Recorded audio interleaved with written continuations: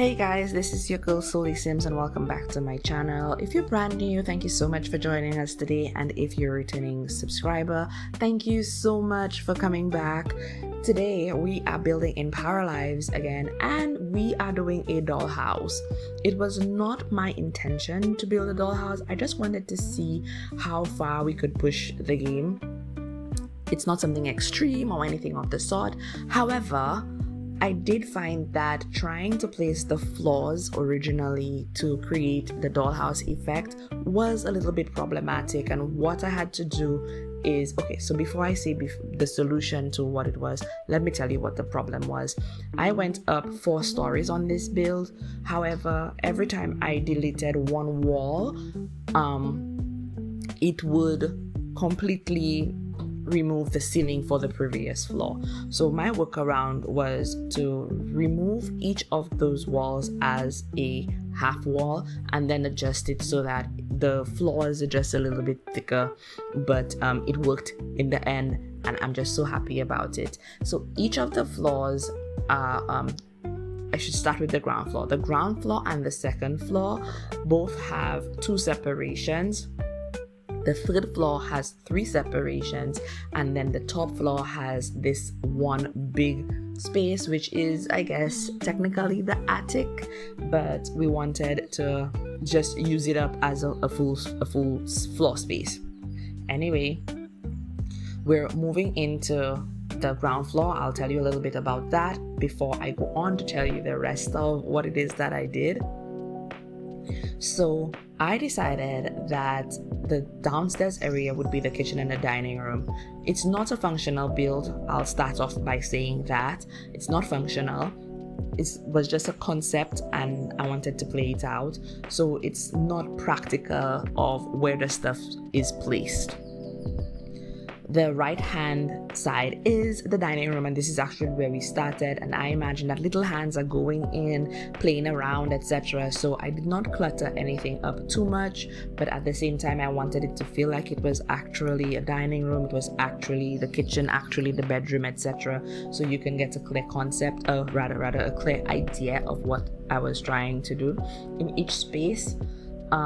I wanted to build a traditional family house to start off, and I was watching The Haunting of Bly Manor, and if you've seen it, the little girl plays with a lot of dolls, and I decided why not try that in Paralives. Although this is a concept that has been done in Sims 4, I just wanted to see how it would have worked out in Paralives as well, and this actually gave me another idea for a build I'm probably going to do sometime later on. We will see how it goes, etc. So again, the kitchen, I'm moving on, I'm jumping all over the place. When you have your imagination is going wild, you have so many different thoughts running through your mind. I'm trying to write down everything that I want to build, all the little things that I've been testing out, and I'm having so much fun with it. So I'm sorry, I'm scattered brain today. So the kitchen is green and brown, and I guess most of the house overall are in earth tones, and again, I was trying to not stick too much to the traditional, but this is what it turned out to be anyway, except for the outside. I wanted it to look a little bit like the plastic doll houses, maybe. So the color outside was a bright pink, and I did up some walls on either end with big windows and wooden doors, so it would look like it's a door of the dollhouse that can open and close, etc. But it's open at the moment. What I did not include towards the end of the build and in the recording actually is that I wanted it to also look like it was being played outside on a playmat or something.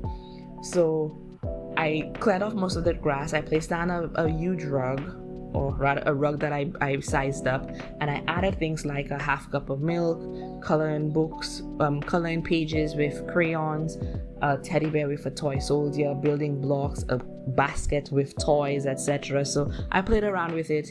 You will see it in the picture section of the video. Moving up to the upstairs area, The living room, again, it's a little bit small, so I didn't want to put in like a whole sofa, so I opted to put in two armchairs sat in front of a television. There are the bookcases there's the grandfather clock, so it looks pretty much like what a smaller scale living room, I guess you could say, would be something that's more efficient for that space. Right next to it is a hallway. I did put a fireplace in there, and I absolutely forgot excuse me, I absolutely forgot to add in seatings for like I don't know if we have rocking chairs. That's something for me to take a look at but maybe a cushion or something like that, something of the sort, to make it look like it's a cozy place, like the kids or whatever will sit there and play and draw or something. I don't know. I did put in a staircase leading upstairs, and that's the only dual story that is interactable by a para. If you decide to put a para in there, I don't know how you would, but if you decide to put one in there, and so it goes up to upstairs, which it has the 3 separations, and again to a second hallway. That hallway has extra storage space, another bookshelf, and it leads into a bedroom for, I suppose it could be a teen or a child. And that space, that the bedroom has storage underneath the bed and the dresser. I went with a little warmer colors to make it look a little bit more colorful. And I believe each room has a different wallpaper or different tiling or painting or whatever it is you want to call it. Each of them has one of that, and so to kind of set like its own theme, but trying to keep within the traditional theme whilst I went through. The bathroom is probably one of my favorite rooms, as simple as it is, simply because it's one of the most colorful rooms. I decided to go with the pink the pink wallpaper, etc., and then add in the tub, the sink, the toilet, just general stuff really. I just realized too that I totally described everything back to front instead of the way I actually did that 3rd floor, and well, yeah, that's just how it is.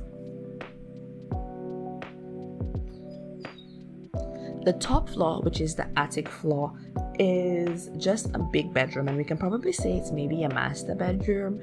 In there, I separated the room space in 3 sections, not as private wall dividers or anything like that. It's just sectional, in that there is this clear area where there is the dressing space, there's the bed space, which is also the sleeping space, and then there is an entertainment space where there is the skill building items. So I added an easel closer to the window, and there's a couch and a guitar case resting against it, with the impression that there is a guitar in there.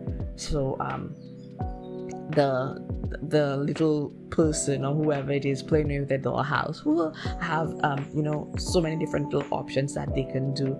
I am pleased with how it turned out, and like I said, whilst I was doing this, it gave me an idea for a different concept of a dollhouse, but also another concept of how I can play in my game with the multiple stories, and I'm excited to try that out as well. So I want to thank you guys for joining me once again in my video, and I hope you enjoyed as much as I did.